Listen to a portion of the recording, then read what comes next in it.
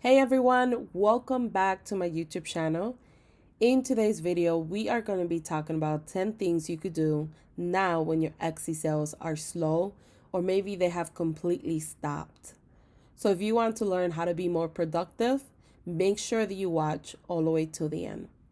Now, if this is your first time visiting my YouTube channel and you want to learn how to grow an impactful online business, don't forget to subscribe today. Don't forget to show me some love by liking this video and leaving a comment below. Also, if you're interested in enrolling in my arts printable masterclass where I talk about the 3 essential elements you need to start your own printable business, make sure that you sign up today for free. I will leave the link below. So let's go ahead and dive in on the 10 things that you can start implementing every single day that will make a drastic change to your business. The first thing is add more products to your Etsy store. Maybe prior to the pandemic, you didn't have enough time and now you have more time, right? So add as many products as you can. Take the time to look at your inventory, see what are your popular items, what are the things that people are not really buying from you, what changes can you make, what additional listings can you add to streamline your products. But adding more products is a great one because the pandemic will go away, all of this will go away, and eventually people start buying again. Christmas is just around the corner, and next year, so this is the best time to have that free time that you normally don't have. Tip number 2 is take a course. I have 2 courses that I have currently, the printable course if you want to learn more about Pinterest. I also have my arts printable Etsy course. But there's so many online. There are so many areas of learning that we struggle, or we could learn new things that could bring new ideas and knowledge, which is good for creative thinking and innovation and getting new ideas that you would have never thought. But taking a course is really great. There's so many great people out here that have a lot of information that you could start implementing as soon as you take the course. Number 3 is networking. This is a perfect time to get involved with like-minded individuals. This is a perfect time to stay in touch with colleagues. This is a perfect time to expand your network. If you always wanted to be in a craft show, why don't you start looking up what craft shows are going to be open, let's say in 2021, right? Or why don't you create a list of top craft shows that maybe you never heard of before or you want to attend, right? Find guest bloggers who will feature your shop in their blog. Find magazines that will feature your shop in their blog. There's so many things that you could do now to network with other like-minded individuals that you don't know what opportunity could come out of that. Number 4 is do competitive research. So take some time to research your competitors. Are they facing the same issues as you? Slow sales, no sales? If not, what are they doing different? Look into their strengths and weakness. But this is really great tip. Like, you could look at another store and see, okay, this is my competitor. They're getting 50 sales a day, even in this pandemic, and I'm not getting any. What are they doing different? What can I improve? I'm not saying to copy them. I'm just saying to look at it in that perspective. What are they doing different that I could learn from? And what do I do now that they could learn from me, right? So the things that you're doing really great, leave those the same. And then the things that you notice as your weakness, that there is their strength, work on that. But competitive research is really great. You could use craftcount.com for your competitive research. I highly recommend it because you can see top sellers by country, top sellers by categories, top sellers by daily. So it's a really great website that helps you find your competitors like at a quicker pace. Number 5, get rid of the to-do list. So you heard me right. Get rid of, I think the most important thing is to get rid of the idea that you have to do 50 things in one day for you to feel like you were like you did something for your business to grow. I personally still, write down my to-do list, but I started doing this last year. I write down my top 3 priorities for the day. And I still create a to-do list, but my main objective is to do those top 3 priorities. And the top 3 priorities are basically, what are the 3 things that I could do today that will bring the biggest results to my business, right? So it's not, it's not like a list of things to keep me busy. What is the top 3 things that I could do that's going to bring me the biggest result for my business? So don't spend 2 hours liking people's pictures on Instagram. Don't spend an hour just browsing through YouTube, especially if you know what you're browsing through is not really helping you. Just stick with the 3 things that you have to do every single day.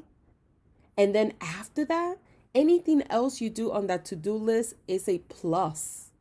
But try to stick to the top 3 things that you need to do every day. Number 6 is exercise. You really don't have the excuse now. Make it a daily goal to walk, even if it's 20 minutes a day. So I haven't talked about this in any of my videos, but I was laid off on March 24. I was going to do a video about that later on, probably this week. And now that I don't have my full-time job and then my full-time hustle, I have had more time to work out. And health is one of those things that is so important. Without health, you can't do anything else, because if you get sick or you get an illness, it's going to be really hard for you to take care of your business, yourself, your family, etc.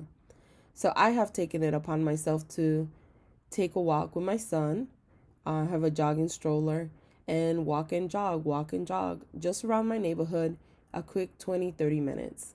And it has made a big difference. I feel much better. I feel like I have more energy. And it just feels good to work out, right? Because you might not want to work out, but once you get it out of the way, you never regret a workout. You always feel good after a workout. So I highly recommend that. Don't focus so much on, oh my God, I have all this time I'm going to spend 24/7 on my business. There's nothing wrong with that. I do that. I'm a hustler. I stay up 2, 3 in the morning.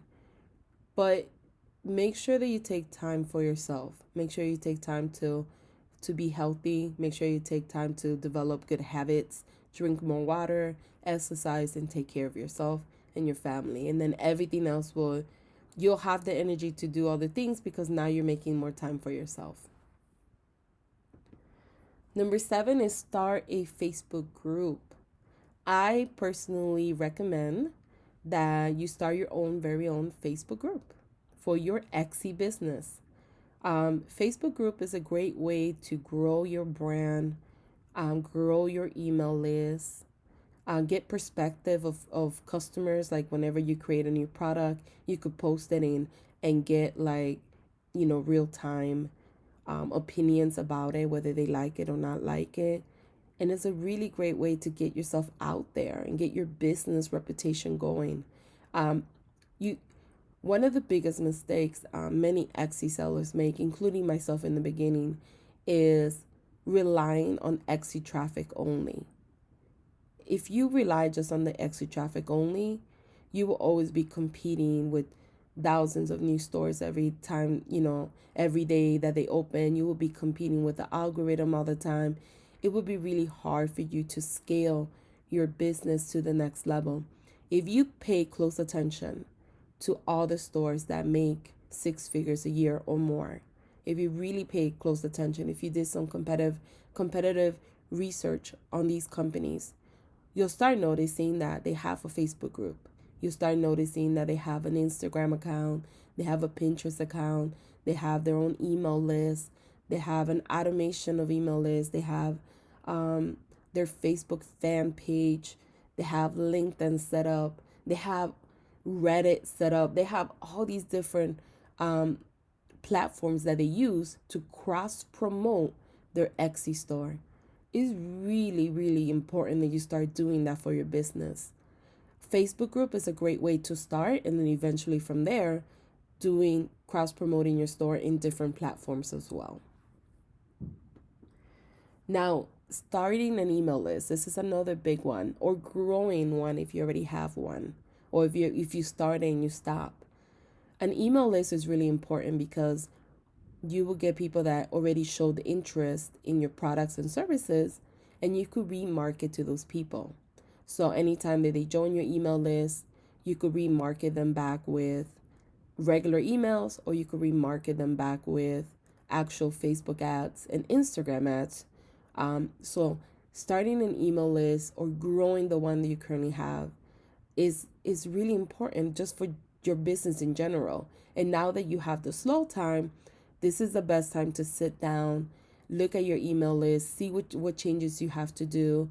Do you have to change to a different provider? Do you want to start one? How do you plan to start it? What provider are you going to join? If you don't have one at the moment, I will leave the link below. I recommend joining MailChimp because you could sign up for them up to 2,000 subscribers for free. So that's really nice. And you can start sending emails and building your email list. And then once you pass the 2,000 threshold, that's when you will pay extra to upgrade your account. But you definitely need to start your own email list as soon as possible. Number 9 goes with the email list is refine your lists in your email platform.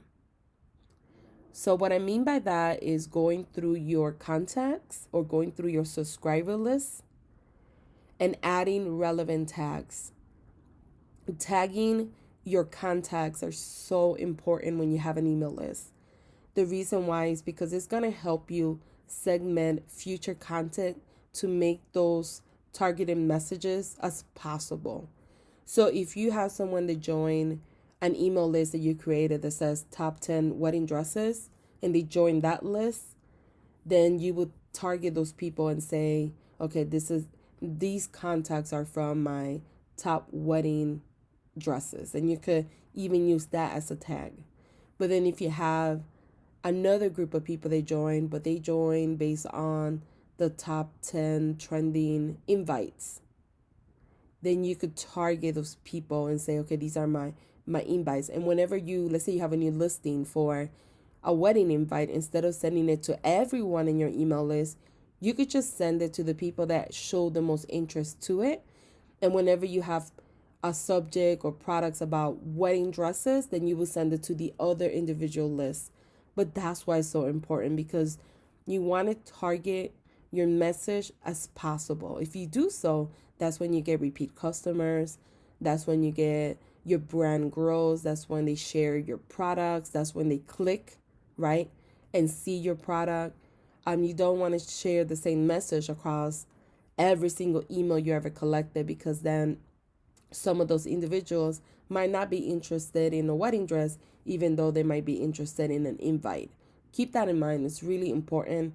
So if you already have an email list, this is one thing that you could do now that you have the time is sit through, because if you have like 1,000 people on your email list, that takes time to segment each person with a tag. So doing it now is the perfect time to do so. And the last one is start your own blog or website. I mean, this goes back with the start a Facebook group. Starting a blog is a great way to drive additional traffic and cross promote your Etsy store.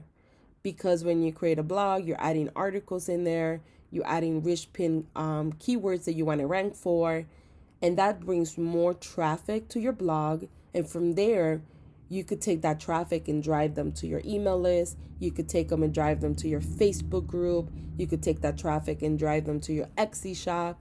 You could take that traffic and send them to your Instagram, to your YouTube.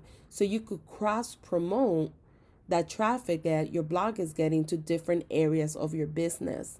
And that's how you grow. Eventually, that's how I've been able to grow my YouTube group, my YouTube channel, my Facebook group, my Instagram account, my Pinterest account, is cross promoting. If I only stuck with just YouTube, just creating a video on YouTube and that's it, I probably wouldn't have as many followers. I'm still a small channel, I probably wouldn't have the 23,000 members that I currently have. But cross promoting has helped me grow. You have to think the same thing about your Etsy business. How can I cross promote it so I could get more growth and be able to scale it to the next level? But these 10 tips are really good tips that you could start implementing today. I really wanted to give you some useful ones and not just compile a list of like 50. I want to give you like the top 10 that I think are the most important that you could start implementing right now. I hope you enjoyed this video. Let me know in the comment section if you have additional tips that you could give to my community. And thank you guys for watching.